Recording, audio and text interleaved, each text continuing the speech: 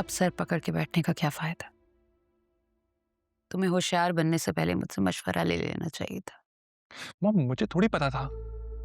मुझे तो यही था कि सुफियान ये ना समझे कि मेरी मोहब्बत वन साइडेड है, वो साइशा को बेकसूर समझ ले। अरे नहीं पता था मुझे कि ये अंजाम होगा सबका। बेकार थी तुम्हारी सोच। सुफियान के लिए मेरा कहा ही काफी था। आंख बंद करके यकीन करता है मुझ पर, तभी तो वो मेरे कहने पे जायशा से रिश्ता खत्म करने पे राजी हो गया। अच्छा यार, लीव दिस टॉपिक। अब ये मुझे बताएं कि करना क्या है। सुफियान कह रहा था कि वो डैड से बात करेगा और डैड मान जाएंगे इस रिश्ते के लिए। मॉम प्लीज रोकें सुफियान को।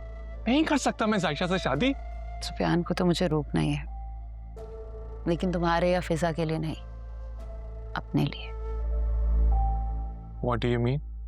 साफ सुन लो अरसलान, तुम्हें फिजा को भूलना होगा, बिल्कुल ऐसे जैसे सुफियान जायशा को भूल चुका है। मॉम आप मेरी बात गौर से सुन लें। ना तो मैं सुफियान हूं और ना ही मैं डरने वाला हूं। और अगर आप सुफियान को नहीं रोक सकती ना, तो मुझे भी कोई रोक नहीं पाएगा। बको मत। इतना कुछ हो गया और अभी तक तुम्हारा एटीट्यूड नहीं कम हुआ। और ना तो मैं बक रहा हूं और ना ही एटीट्यूड दिखा रहा हूं। और डरता तो मैं आपसे बिल्कुल भी नहीं हूं। जो मैं कह रहा हूं गौर से सुने। अगर किसी ने भी मेरी और जायशा की शादी के बारे में सोचा भी, अच्छा नहीं होगा।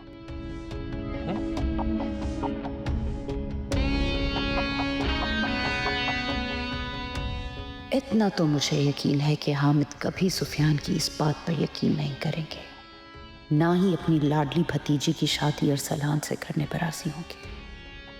हाँ, लेकिन सुफियान के दिल में जो जायशा की मोहब्बत का बीज उगा है, मुझे उसे जड़ से उखाड़कर फेंकना होगा, वरना ये तनावर दरख्त बन सकता है।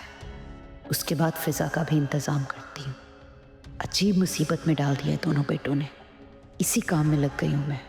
मेरी अपनी भी कोई लाइफ है।